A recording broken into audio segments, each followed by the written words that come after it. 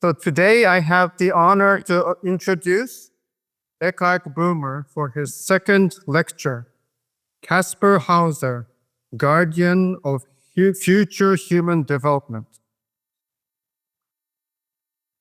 So it is my honor to introduce Eckart Boomer today. And as Emily has mentioned a little bit yesterday, that a group of people in Campbell communities in Columbia County and the Carl Koenig Institute have been organizing these Kaspar Hauser festivals since 2017. Over the years, we've had the fortune to get to know Eckart, listen to his wonderful research and lectures, and learn more about Kaspar Hauser.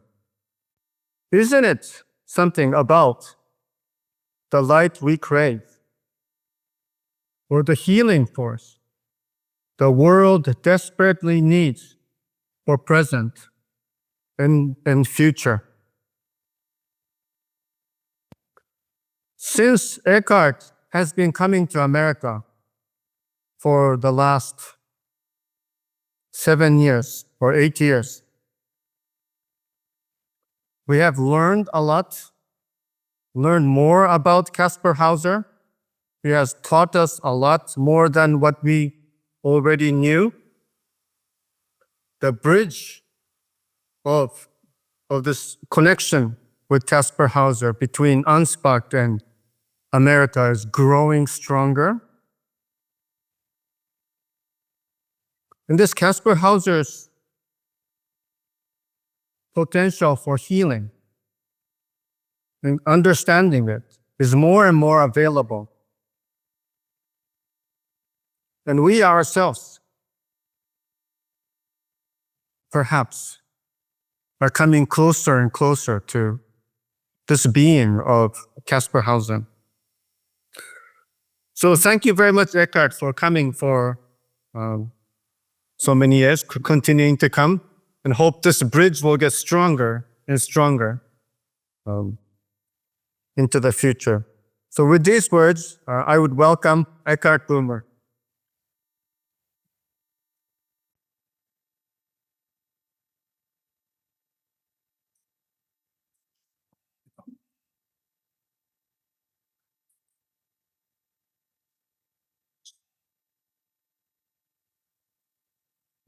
So thank you so much, Takeshi, for your words, and a heartfelt welcome to everybody. Thank you so much for this opportunity to be with you once again, now for this second lecture. Kaspar Hauser is a being who poses us the question, what is the human being? And he points to the greatest danger that threatens humanity on our continuing earthly journey. The danger of becoming buried alive, spiritually banished. Yet, at the same time, he brings forth the power that can save us from this fate. As Friedrich Hölderlin put it in his great work, where the danger is, also grows the saving power. It is the very manner of his living and dying that made it possible at a crucial moment in history to prevent a split between the spiritual world and the earth. And at the same time, he has also provided us, people of the present, with an example of precisely those virtues that we will need if, by the grace of the spiritual world, we are to continue to rise in order to become the human beings we were capable to become. His truth fullness, his kindness, his mildness, his innocence and purity, his great gift for compassion, his acceptance of fate and love of the enemy. All of these are qualities that will have to be learned by each human being if we were to grow step by step into the 10th hierarchy, into spirits of freedom and love. Interestingly, as early as 1829, Kaspar Hauser himself wrote down this aphorism: only virtue can make us heirs to immortality and kin to the divinity. Thus, through Kaspar Hauser's sacrifice, the human being was able to continue on the path of conscious soul development, which would otherwise have been closed to us for long ages to come. Now, the representative of this developmental path is Parzival. And in this very fact, we already perceive the closeness of the child of Europe to that high master of esoteric Christianity, Manes Parzival. Kaspar Hauser upholds the path of development for which Parzival stands as representative. And therefore, he necessarily became as like to him as possible. The one who took on the supreme responsibility for the path of conscious soul development is that master of esoteric Christianity, Christian Rosenkreuz. And it is as though Kaspar Hauser, through his life and death, comes to stand as his side, as a helper, as Royal Highness Grand Duke of Baden.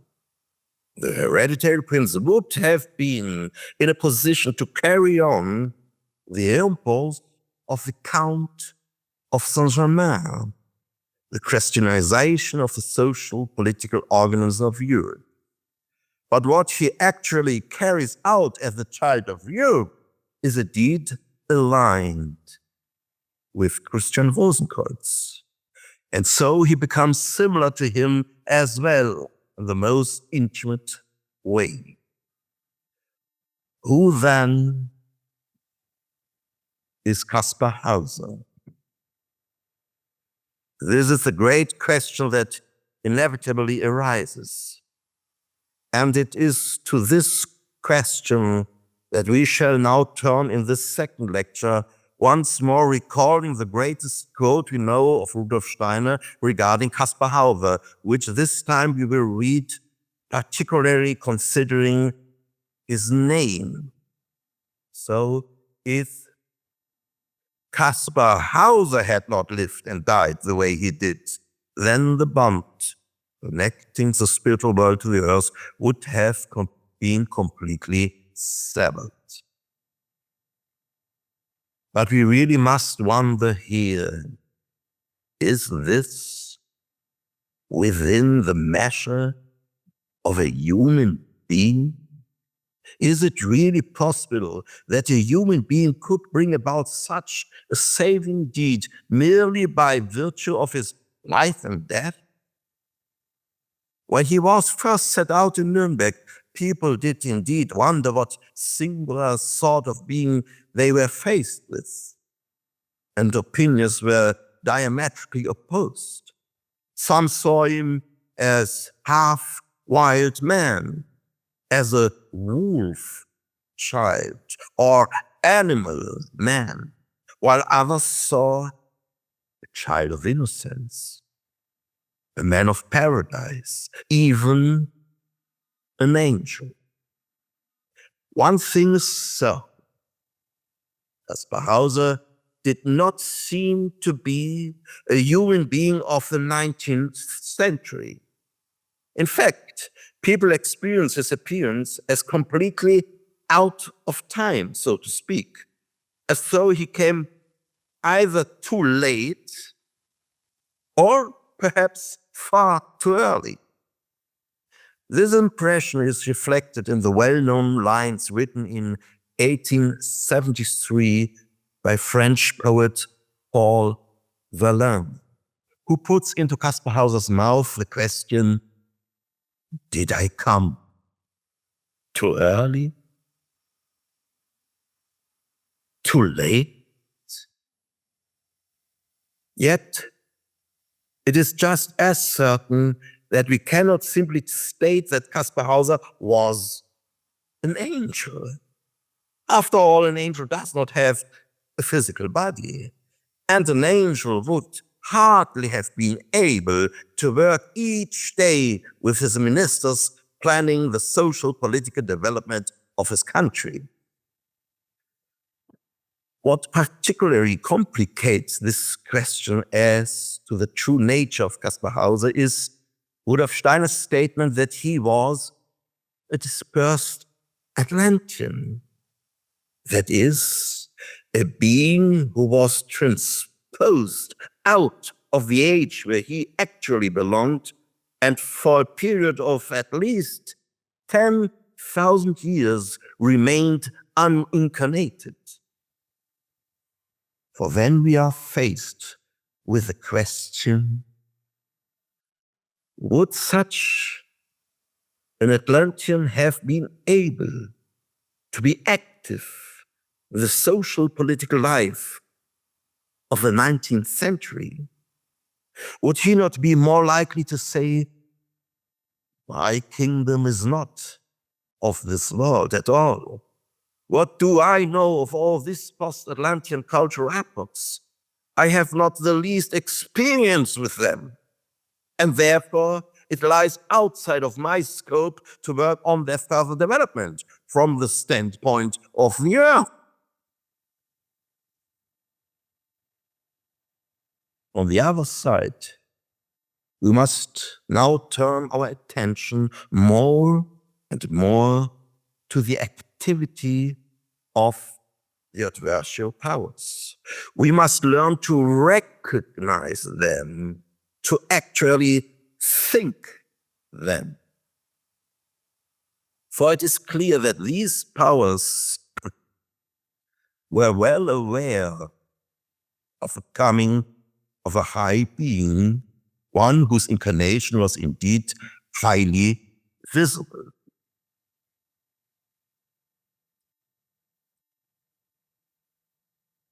On the day of the Archangel of the Sun, in the Sun city Karlsruhe, the hereditary prince is born into an old noble lineage that brought forth the most enlightened of all German rulers of that time, Karl Friedrich.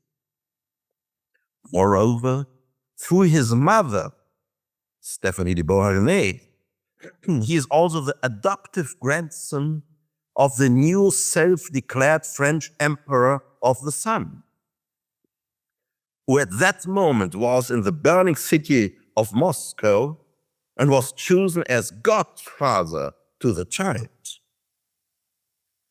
This incarnation was indeed extraordinarily exposed.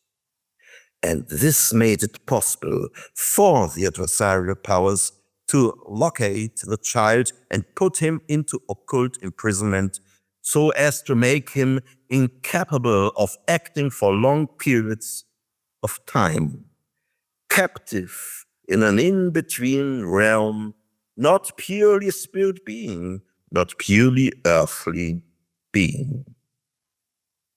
This represents a further step in the will to evil, one that goes beyond merely killing the child, for then it would have been able to work again out of the spiritual world, or rapidly incarnate again at another time and place. And so he would have slipped out of their hands.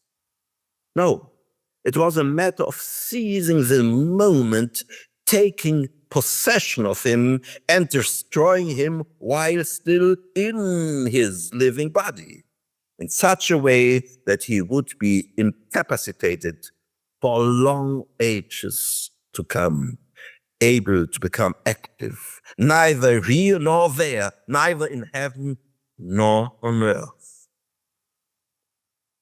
Thus, the occult powers of opposition were expecting the incarnation of a being that was well known to the earth. That is, a being who had probably incarnated often before, and whose coming could thus be anticipated and recognized by occult means.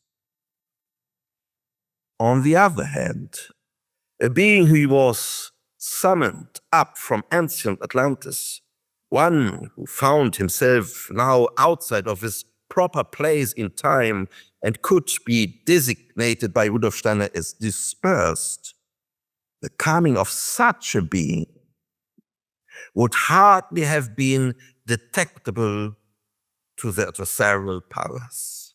That level of perception would have exceeded their occult capacities. And this brings us now to the crucial step in thought. We must recognize that Kaspar Hauser is neither a man of the 19th century, nor is he simply a being of the higher hierarchies. So what is he then? He is not neither this nor that, but both this and that. He is both a human being with earthly experience, one of great goodness, and who bore within him the capacity for the spiritualization of the social political organism, precisely because he knew the world very well, and his coming could thus be anticipated by the adversarial powers. Yet over and above this, he is a higher hierarchical being who, coming from ancient Atlantis, was summoned in at a moment of greatest danger. And so it happened that over the course of 33 years of spiritual research now, I have learned to distinguish between the one we call the hereditary prince and the one we call Kaspar Hauser. The hereditary prince is the highly developed human being rich in earthly experience, while Kaspar Hauser is the fusion of this highly developed human being with a yet higher hierarchical being. This fusion, this sacrifice was necessary when the very greatest danger threatened. And for this reason, Kaspar Hauser appears to people like an angel, although that does not give us the right simply to state that he is one. For he is also, and above all, a human being. And having taken this critical step in thought, we are now in a position to come to a clearer understanding of Rudolf Steiner's statement. He did not say that the hereditary prince was a dispersed Atlantean. He simply said that Kaspar Hauser was a dispersed Atlantean. Thus, by confining the hereditary prince in occult imprisonment, intending in this way to make of him a neither nor, his opponents actually created the very foundation for him to become a both and. To find our way to a deeper understanding, let us hear once again the significant words of Rudolf Steiner regarding this crime. In a conversation of 1916 with Count Polzar-Oditz, he states, "The adversarial powers did not want to become known what they had orchestrated as an experiment, as a grand scheme to sever that individuality through this experiment from his tasks, to hold him in an in-between realm. The I nature of this being was not to be permitted to penetrate its body. It was to remain outside in an in-between realm, not pure spirit and not pure earthly human being. Diverted from its tasks, it was to remain in a kind of spiritual banishment. That is, it was to form a body, yes, but not be able to take hold of it actively as an I being."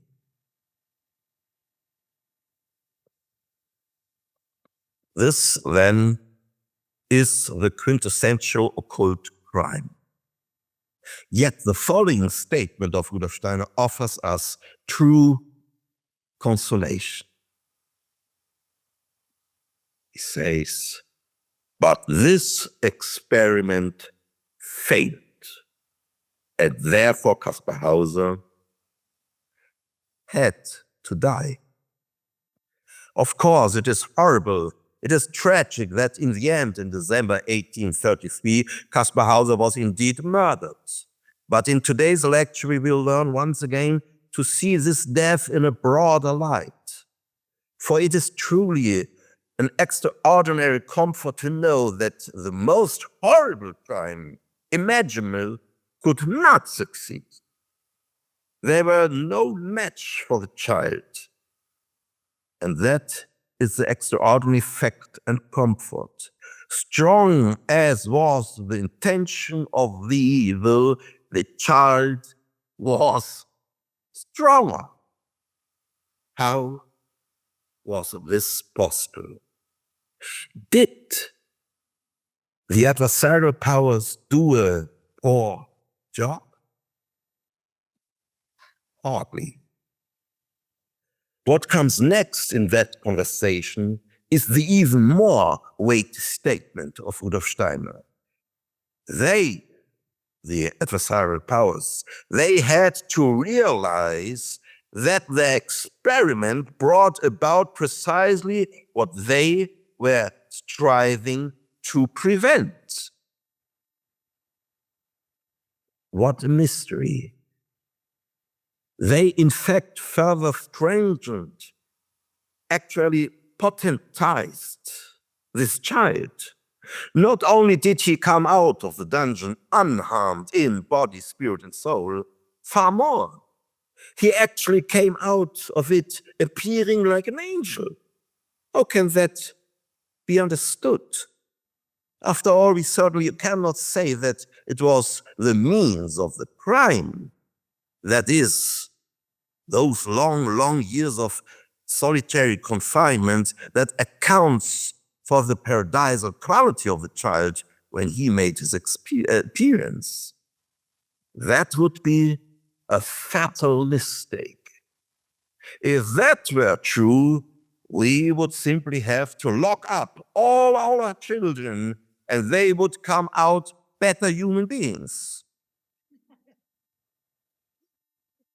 There must have been a power that came to the child's aid.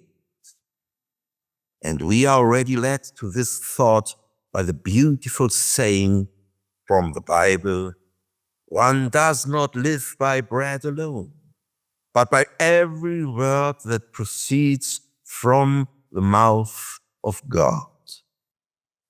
Since in his dungeon, the hereditary prince actually did live on bread alone, we are led to the conclusion that he truly did not live by bread alone, but also through a spiritual power that came to his aid.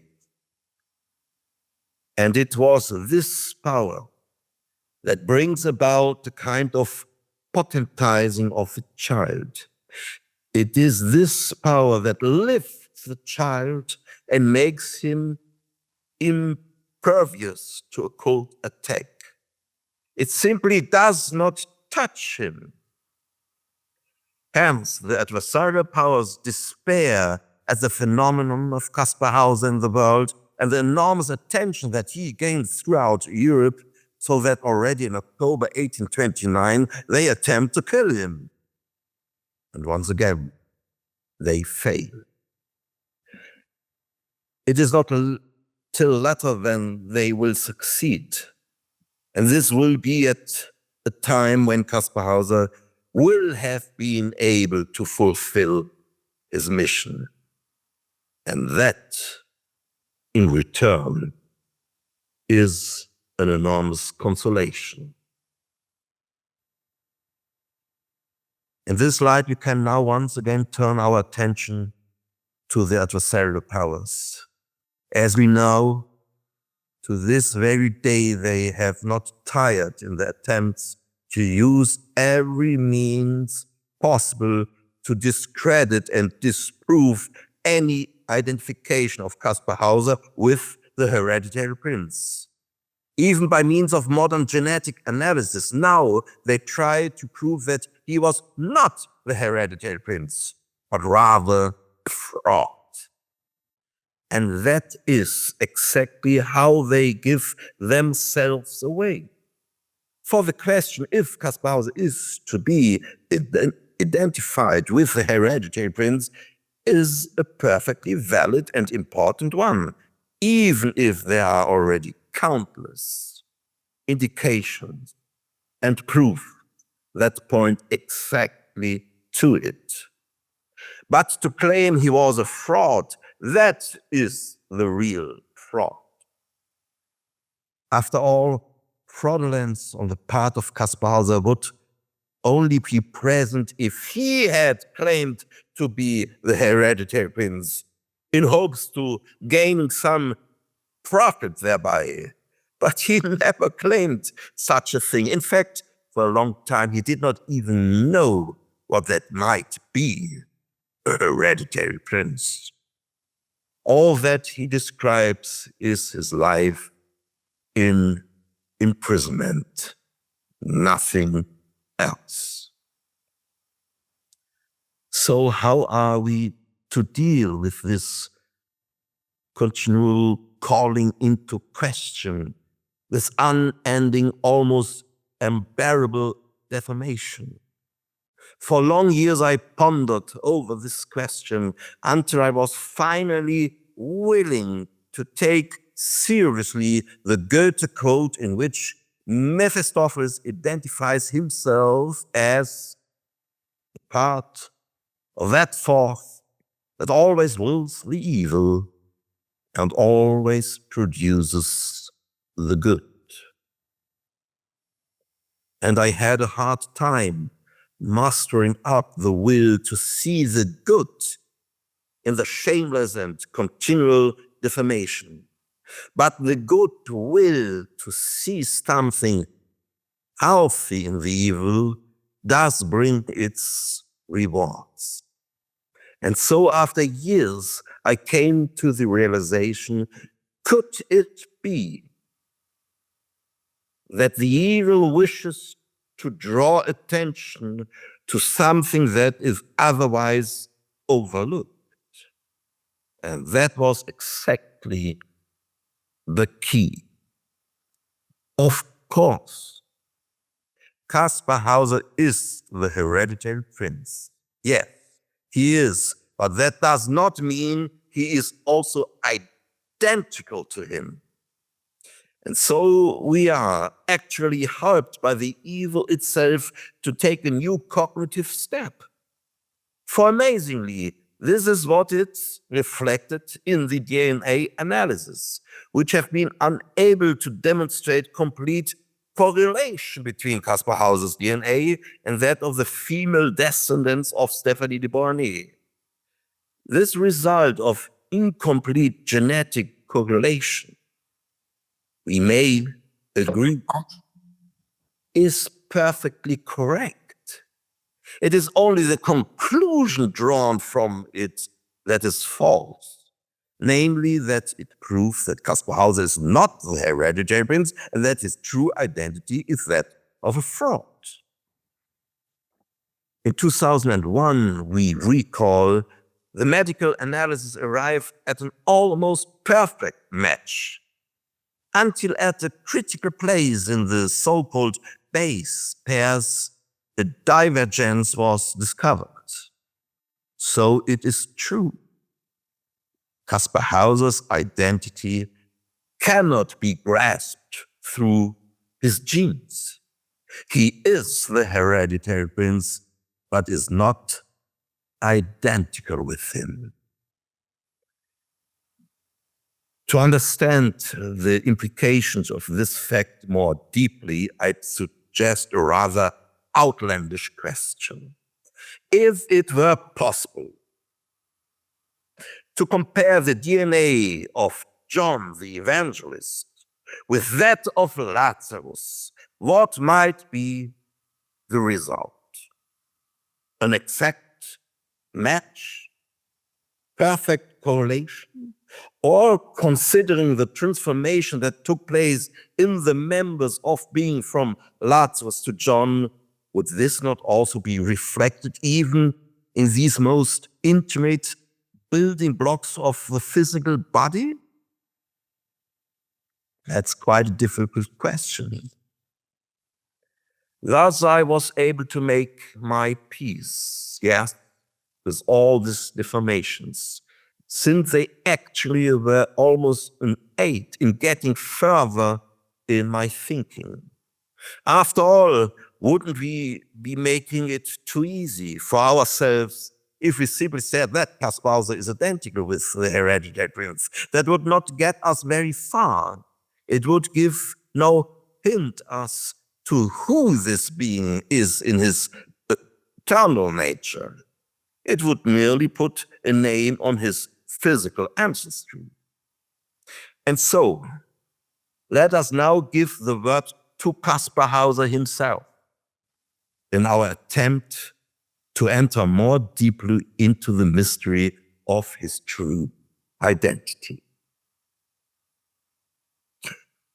When for the first time Kaspar Hauser encounters children in Nuremberg, he asks in his inimitable way what kind of little people these are. These are not little people, the adults respond. These are children. And you, Kaspar Hauser, you once was a child too.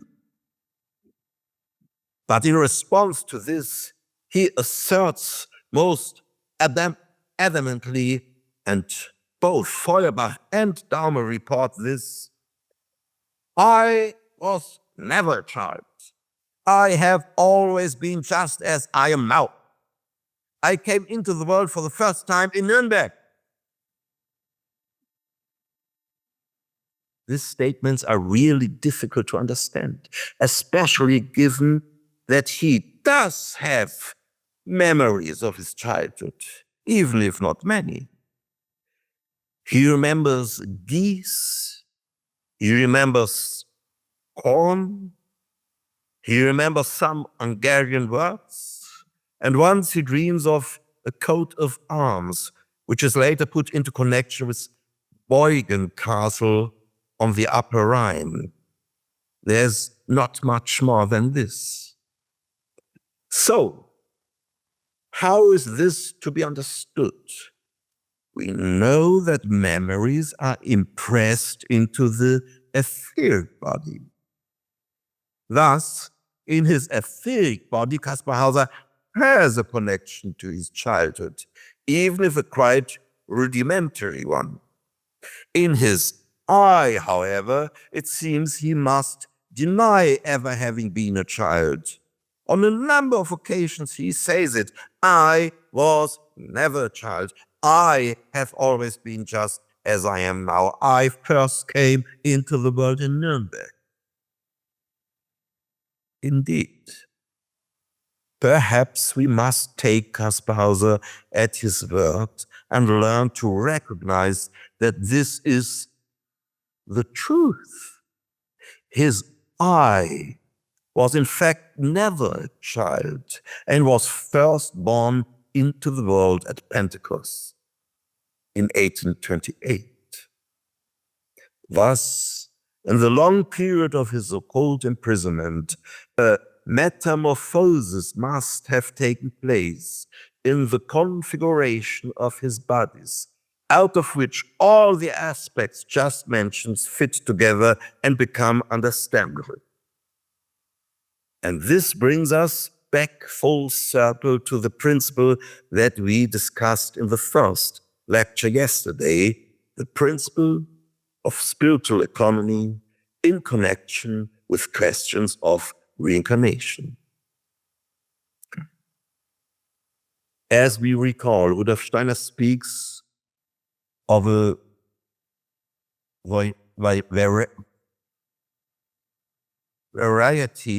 variety of different principles by which variable higher members can be replaced, preserved, and passed on. He goes into greatest detail about this in connection with avatar beings, who now and then in the course of the ages will unite with the human being in order to give critical impulses for the further development of humanity.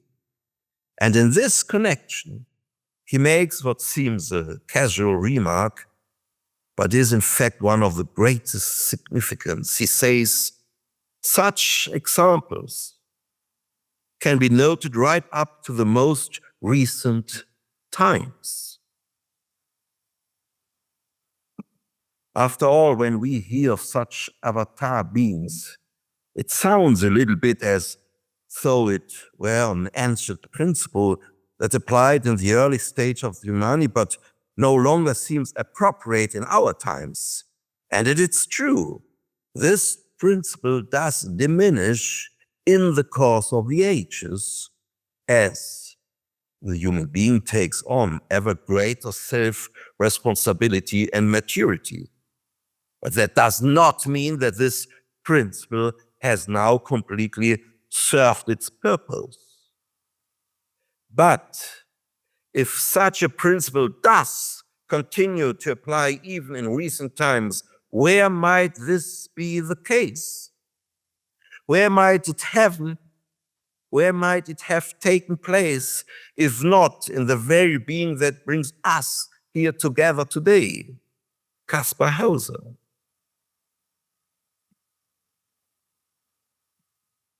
This leads us now to a more expansive view of a quite critical phase in the development of the consciousness soul. As we have been repeatedly reminded, in the course of the 16th, 17th, 18th, and 19th centuries, humanity failed to live up sufficiently the actual evolutionary impulse of the age. What we see instead is an ever more worldly humanity and an ever-growing denial of the spirit. But what could the spiritual world do in face of this descent of humanity? After all, the spiritual world almost has its hands tied in face of that highest principle, the principle of human freedom. Nevertheless, there's one thing that by all means lies within the power of the higher hierarchies. They have the power to send into incarnation certain lofty human individualities who are empowered from the earthly standpoint to guide humanity further in its development. Thus, for example, we know of a further incarnation of that great master of esoteric Christianity, Christian Rosenkreuz, one in which he now takes an exoteric life and is active on the stage of world history. To do this, however, is a great danger for the being of such a master. As we know, such lofty human initiates act mostly in concealment, for this is what enables them to spread their helping and redemptive impulses to humanity without being immediately recognized and seized by the adversarial powers. Hence, the Count of Saint-Germain is known for his saying, "Secrecy alone assures success." He is the exoteric, historically visible incarnation of Christian Rosenkreuz in the 17th and 18th centuries. Thus, from time to time, great masters step out of concealment right into the front row in order to be able to offer their beneficial effects more directly to humanity. However, this only occurs when it is absolutely necessary, since, as we have said, it exposes them to great danger. And with the passage of time, this danger increases, as the adversarial powers are certainly gaining in strength and cunning as well. This explains why Saint-Germain had to take on a variety of aliases and pseudonyms, precisely to avoid being recognized in his high individuality. He was attempting to give impulses for a healthy evolution of the social order, and yet he was unable to prevent what turned into bloody revolution. Another extraordinary individuality who was likewise sent into incarnation is Napoleon, whose pre-birth incarnational task was essentially related to the sun. He still seems to have vaguely remembered this at his imperial coronation in 1804, when he himself chose as his heraldic animal the bee. However, according to Rudolf Steiner, he forgets his task and succumbs entirely to the Mars impulse, which once again leads to unspeakable bloodshed. And then there are a great number of noble personalities who were ushered into the world at almost the same time by the higher hierarchies, and who can be seen as part of the greatest flowering of recent cultural history. We are speaking of all those who make their appearance in Central Europe as great poets and thinkers, as great musicians and painters. And yet, noble as they were, the urgency was already so great that a still higher being was needed as a center point around which all this cultural substance could actually be poured into the social political order and penetrate it. Now let us hear once again the exact words that Rudolf Steiner used in this connection in the conversation of 1916. with Graf Polzerhoditz. Southern Germany was meant to become the new Grail castle of the new fighters for the spirit and the cradle of future events. The spiritual cultural space has been well prepared by all those personalities whom we know as Goethe, Schiller, Hölderlin, Herbert, and so forth. Kaspar Hauser was meant to gather around him, so to speak, everything that lived in the cultural space that had been prepared in this way. However, this was not wanted by certain circles. They could not allow awakening center unless they were to be deprived of their power and their aspirations for power. Who are all those figures who might have been actually so united? In the case of Novalis, for example, we have the good fortune to know of it, thanks to Rudolf Steiner.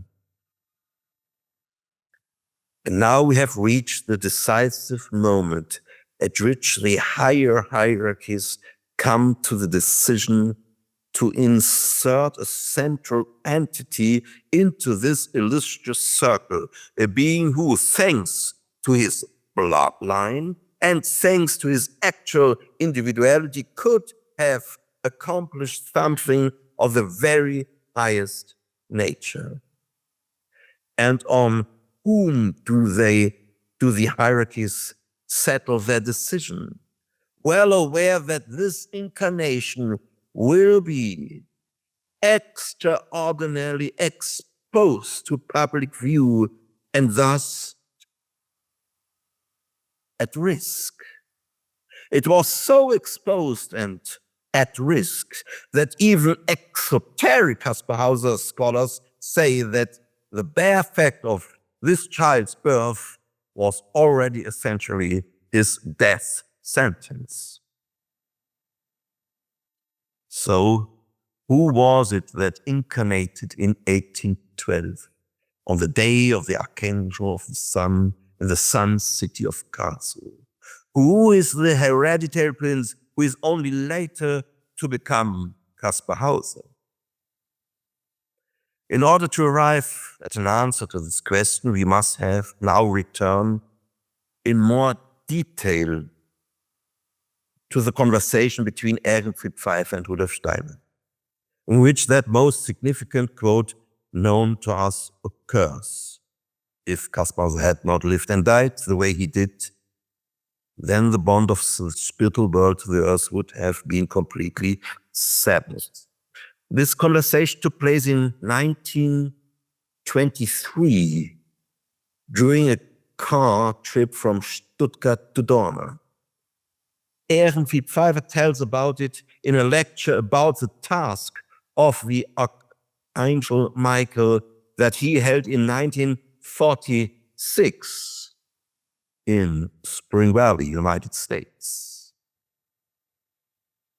So let's hear this quote. I, that is Ehrenfried Pfeiffer, I was always particularly interested in what Kaspar Hauser experienced because I spent some of my younger years in Nuremberg and had contact with the descendants of the families he had lived with. And I heard much talk of him. Once, when I was going by car with Rudolf Steiner from Stuttgart to Dornach, we spoke about Kaspar Hauser. I asked what his actual task was. Rudolf Steiner answered that Kaspar Hauser was a very high initiate. Let us pause here for a moment. Later we will hear the further course of this conversation. In fact, we will be given to understand that Kaspar Hauser appears to be even more than this. He is a still more complex being, even given the complexity associated with the very high initiates.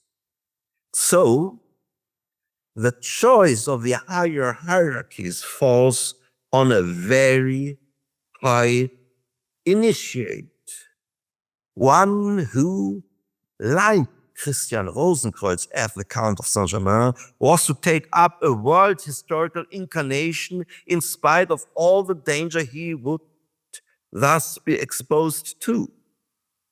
It was the terrible urgency of these times that made this decision necessary on the part of the higher hierarchies. And this very high initiate was one who was well acquainted with the world and so was capable as a statesman of founding the great castle in Central Europe. This, however, also made his coming detectable to the adversarial forces, and the adversarial forces keep watch for his birth.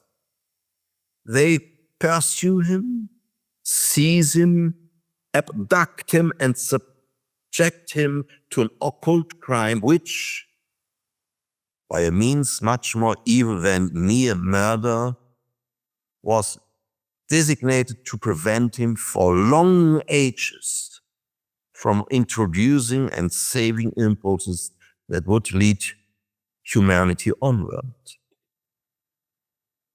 So that means the result of this was a double threat. On the one hand, the threatened severing would no longer be preventable by the hereditary prince, who would have grown up to be Grand Duke. In his position of royal power, he would have been able to prevent this severing. He would have been able to cushion humanity's further descent into complete worldliness. And the adversarial powers were successful in preventing this.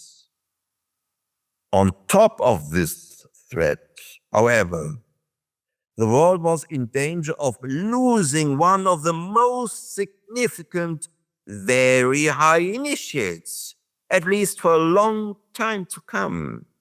He was to be placed into spiritual banishment. What must the spiritual world have felt when it had to experience this event on earth? After all, this highly endangered incarnation of the very high initiate was their responsibility. Might they not have come to an essential, untimely decision, that is, to intervene, to offer direct help to the very high initiate who had been sent into the world by them? And now, such help had not only become necessary, but also actually possible. The noble vessel formed by the very high initiate made it possible for them to intervene directly. For, and this brings us back to the important point, an avatar being is only able to join with the human being if this human being is highly developed and thus capable of absorbing and bearing such an incarnation. And so, year in, year out, this very high initiate sits as a child, chained on straw, prevented from standing up and entering into contact with another human being. And we must learn to imagine what actually takes place in this process. The configuration of the child's bodies is gradually but progressively subjected to destruction. His I is really at risk of being banished into an in-between realm. And at this moment of greatest danger, the saving power actually enters in. The being prepares to sink down into the imprisoned child in order to deliver the I from banishment in an in-between realm. Indeed, with the incarnation of the avatar, the I of the hereditary prince is now able to be released in death, and so is safe. And the higher hierarchical being now unites with the lower members of the very high human initiate. Out of this mystery, suddenly, we can now find a way to understand that difficult statement of Kaspar Hauser that the adversarial powers had to recognize that the result of their experiment was to make possible precisely what they were endeavoring to prevent. For with the eye of the child kept outside, a situation was brought about which, for all the danger it entailed, actually promoted the possibility that this eye could be delivered from its bondage. And when years later this child is eventually released into public view, he appears like an angel, and yet is really a human being. In the strict sense of the word, this being is what Rudolf Steiner calls a double personality. Through his etheric body, this double personality has occasional memories of childhood, while in his eye he asserts that he was just born for the first time now in Nuremberg. With this in mind, we can now fully understand why the lectures Steiner gave under the title The Principle of Spiritual Economy in connection with questions of reincarnation are of such great relevance to Kaspar Hauser. For they not only make it possible for us to understand the fulfilled mission of Kaspar Hauser, which we spoke of in the first lecture yesterday, but additionally, they also help us grasp the being of Kaspar Hauser himself in its complexity. Here is a very high human initiate who becomes the vehicle of a higher hierarchical being, like a horse that carries its rider. And at the same time, the fulfillment of Kaspar Hauser's mission now appears in a broader light. For now we see we are speaking not merely of a human being who, in the most beautiful way, unites with the Christ Jesus from the standpoint of earth, but actually of a higher hierarchical being. And such a being would have had no opportunity whatever to unite with the Christ Jesus from the standpoint of earth, unless a human being were to become a vehicle for it. And this human being is the one from we call the hereditary prince. Now much better we now understand that the bond could thereby be so greatly strengthened that it could not be severed. For it seems that it was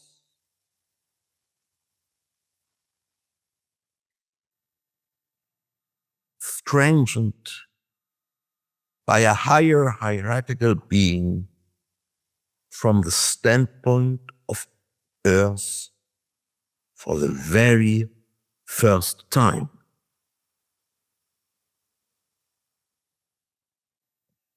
This brings us now to the further decisive question. The hereditary prince is a very high initiate. And from all that we know of Kaspar Hauser, we cannot help concluding that he must have been a very high master of esoteric Christianity. The question is, who is the higher hierarchical being? From which hierarchy does it come? Do you recall Rudolf Steiner's question regarding Kaspar Hauser? Where did he come from? And this being, we are told, must have a connection to ancient Atlantis, where it still had a task appropriate to that age. And then, in the 19th century, it was called in order to avert a twofold danger of the highest order. But in this time period, its appearance seems out of place, or rather out of time. For in fact, it is a dispersed being. Yet at the same time, this being must also possess a certain closeness to and acquaintance with the very high initiate, so that it is able to take up a dwelling in him.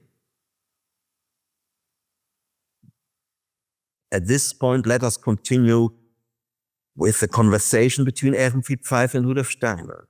When asked what the actual mission of Kaspar Hauser was, Rudolf Steiner answers that Kaspar Hauser is a very high initiate and has the power to keep intact the bond between earth and the spiritual world at a time when no one else can do this. In the further course of the conversation, Pfeiffer is especially told once again in the formulation we are now familiar with. Rudolf Steiner said that if Kaspar Hauser had not lived and died the way he did, the bond between the spiritual world and the earth would have been completely severed. Twice he speaks about this. Very significantly, however, Rudolf Steiner must have said something more about the being of Kaspar Hauser. For Ehrenfried Pfeiffer continues, on my own responsibility, I might add here that it seems as though a very high being stands behind him, likely an archai. In other words, behind the very high initiate, there also seems to stand a further very high being. The very high initiate is a human being, yet behind this human being there appears to stand a being even higher than the human one. What words, what concepts might Rudolf Steiner have employed in this conversation, which Ehrenfried Pfeiffer attempts to recall 23 years later? Even here, it seems the mystery of Kaspar Hauser does not wish to be completely revealed, isn't it? So we have discovered great and significant clues. With conscience and candor, Ehrenfried Pfeiffer admits, on my own responsibility, I may add here that it seems as though a very high being stands behind the very high initiate, likely an archai. Did Rudolf Steiner really choose the concept of archai, as Ehrenfried Pfeiffer attempts to recall? Or in the conversation, did he perhaps choose one of the many other names for these beings? For these beings are so lofty and great that we actually know 7 names for them. Archai, primal angels, primal beginnings, primal powers, principalities, spirits of personality, spirits of time. Amazing. The very number of concepts itself already speaks to their almost immeasurable import and magnitude. Or did Rudolf Steiner choose a different formulation? Perhaps because he had to assume that the young Ehrenfried tribe was not fully acquainted with these beings or their names. And did he therefore perhaps speak of a very high being that stood behind the very high initiate and came from the hierarchy that was even higher than the archangels, for example? Then again, did he perhaps simply speak of a hierarchy whose responsibility was the human being as such?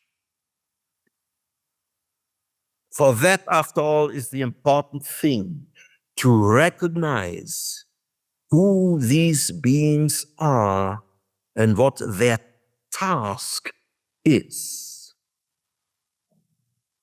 The archive beings, whose name in fact means beginnings, already completed their human stage on old Saturn.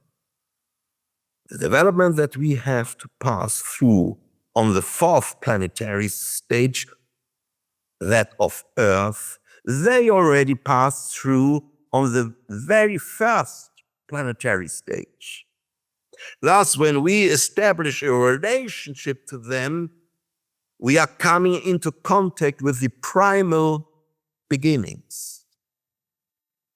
Since that time, however, they have continually risen, so that they are now at the point where we, as human beings, will be able to find ourselves at the end of the ages, in the seventh planetary stage that is known as Vulcan. Accordingly, when we come into connection with them, we are entering into an encounter not only with the primal beginnings, but also with the ultimate destination of the worlds, when the human being will have attained the level of spirit man. This is the level that they, the archai, the primal angels, have now already reached today. As we know, the angels have their lowest member of being the ether body, the archangels the astral body, and the primal angels, the spirits of personality, have as their lowest member of being the I. The angels can manifest themselves in water, air, and fire. The archangels can do so only in air and fire, and the archai, they are capable of manifesting themselves only as far as the fire element. The task of the angels may lay particularly in watching with loving care over one or another human being. The task of the archangel lies in the wise guidance of whole national and ethnic groups. And the task of the archai, it is the human being as such. They take responsibility for the essential human being in his passage through the fourth planetary stage, that of Earth incarnation. They guide the human being from the early Lemurian age all the way to the gates of the heavenly Jerusalem, the next planetary stage that is called the New Jupiter. Thus it is the archai beings who grant selfhood to the human being. This means that it is only by having received this gift of selfhood that we are able to mature step by step towards self-determination. Accordingly, the great challenge of this path is the danger of self-seeking, that is, egotism. The archetype beings are the great mediators between the Divine Father and the hierarchy of human beings. And it is they who possess the distraction to choose when a particular individuality can and should enter into incarnation. After all, it is a matter of the greatest importance that we can trust that the moment at which we are to be born is arranged out of the highest wisdom. And this fact helps us understanding why these beings are also known as the spirits of personality as well as time spirits. For they have a very strong relation both to the human individuality itself as well as to the spiritus temporis, the specific quality of a given moment in time. And the combination of these two gifts accounts for the capacity to determine the incarnation moment of a human individuality. Thus, we are now able to come to the following insight. The beings that were responsible for the coming of Christian Rosenkreuz in a worldly exoteric incarnation, as well as for the incarnation of Napoleon and almost simultaneously all of the various German writers and thinkers, and finally for the so exposed incarnation of the hereditary prince, the central being in the circle of all these illustrious spirits. These beings are none other than the archetype. Which brings us to this further insight. The hierarchy that held responsibility for the danger of the incarnation of the hereditary prince now itself comes to the aid of this individuality when it is at risk of being lost for ages to come.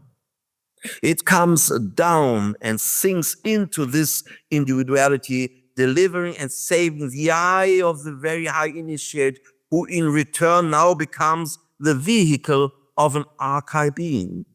And this being can now quite rightly say in Nuremberg, I was never a child. I have always been just as I am now. I only came into the world in Nuremberg. And it is the eye of this being that then unites itself from the standpoint of earth with the replicated eye of Christ Jesus, which gives it the power to die in the way we have now often heard described. Finally, it is this archetype being who thus becomes able to re-establish the bond, that is, the living Christ impulse, to empower it and to rejuvenate it in the highest sense.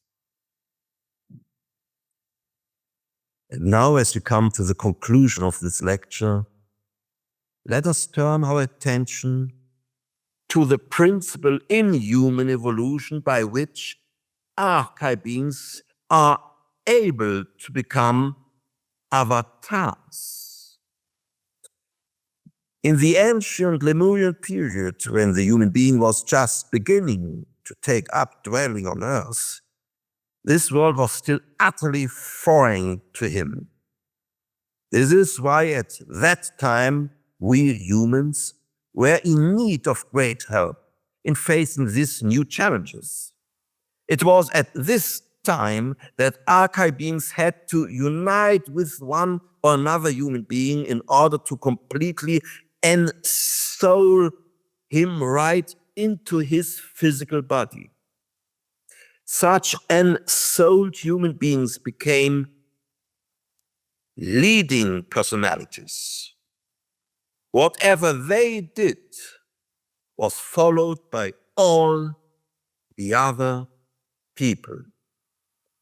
At these primeval times of humanity's development, this principle was still completely appropriate. Such beings were known as Dhyani Buddhas. As humanity moved on in its development, another principle arose in the Atlantean period.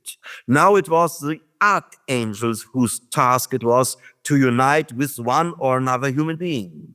Such inspired human beings then became the great teachers on ancient Atlantis. Thus, in accordance with the progress of humanity, the first principle of archive beings incarnating now had to give way to this new principle. Yet the first principle did not fully cease to act.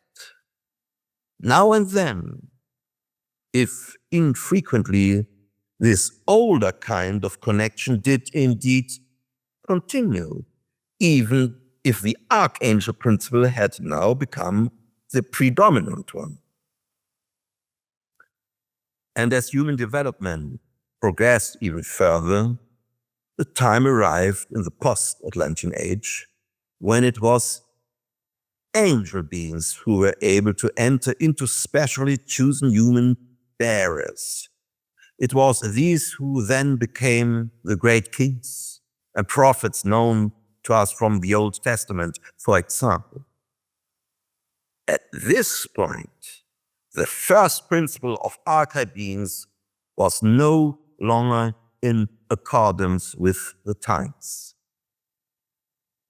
Let us hear how Rudolf Steiner described the influence of such leading personalities in the Lemurian period, of such Dhyani Buddhas. He speaks of this in the lecture cycle, The Spiritual Hierarchies and the Physical World, which was given in 1909.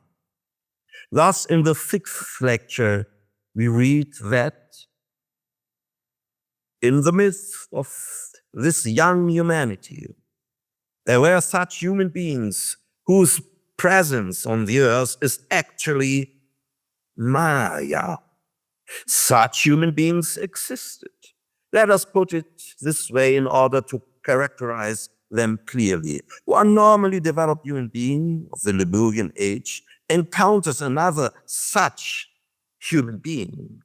Outwardly, he does not look much different from the others, but into him a spirit had entered whose sphere extended out to Venus. Thus, the outward appearance presented by such a man was actually Maya, was actually an illusion. He only looked like other men, but was something quite different. Or in the 7th lecture of Rudolf Steiner, we read, thus among these Lemurian human beings, we have certain ones who walk among the whole mass of human being in a quite unique manner. They have a different physical body than the others. But this gives them an enormous influence on everything around them. Outwardly, such Lemurians are not at all very different from their fellows. But because a spirit of personality was present within their physical body, these chosen individuals influenced their surroundings suggestively in the highest sense of the word. And now, And it almost makes us gasp in amazement to realize it.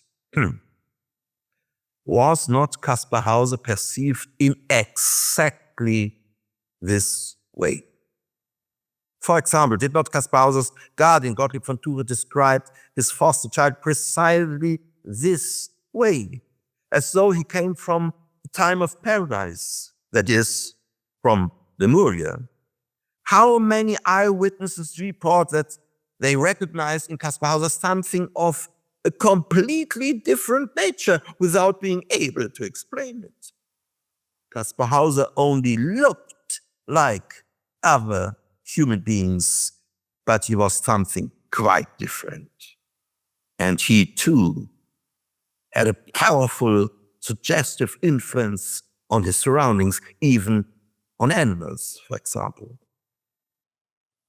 Now, in Atlantean times, this principle of the Dhyani Buddha was actually still effective, though only on rare occasions. And this allows us to understand how a being of this nature, summoned from those times into the 19th century, made such a completely anachronistic appearance. It was dispersed from another age. Thus, Anselm Ritter von Feuerbach was fully justified in speaking of Kaspar Hauser as the only creature of his species. Indeed, in the early 19th century, Kaspar Hauser was truly the only creature of his species. For nowhere far and wide was another Dhyani Buddha to be found.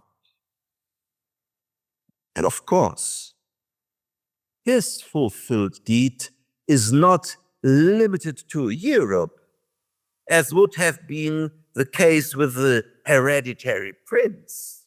This deed is humanity-wide, and this too points to the higher hierarchical rank of this being, for as we have now repeatedly heard, the responsibility of the archetype beings is the human being as such. However, an avatar being is only able to dwell in a human vessel for a relatively short, fixed period of time. Of course, this is absolutely no justification for their murder. Without question, what took place in Ansbach on the 14th of December 1833 remains an enormous crime. But what a blessing that this crime could not take place until the avatar being had already accomplished its mission in the most beautiful way. And so it was now able to leave the earthly plane once more. But if such a being is a leading personality, then we really must wonder in puzzlement, where, oh, where is humanity to be led by this child who was hardly capable of anything at all when he first appeared in Nuremberg? This child, Kaspar Hauser, upholds the fifth post-Atlantean cultural epoch in its development. Moreover, he leads humanity into the sixth cultural epoch, which in the Apocalypse of St. John bears the name Philadelphia. This is the epoch, and interestingly, it was in Nuremberg that Rudolf Steiner mentioned this. This is the epoch when the human being will be able to show love in freedom to every other being. Yet Kaspar Hauser already had this capacity at the beginning of the 19th century. And hence he is also able to lead us into the coming cultural epoch in which will reign a truly brotherly and sisterly love. Thank you so much.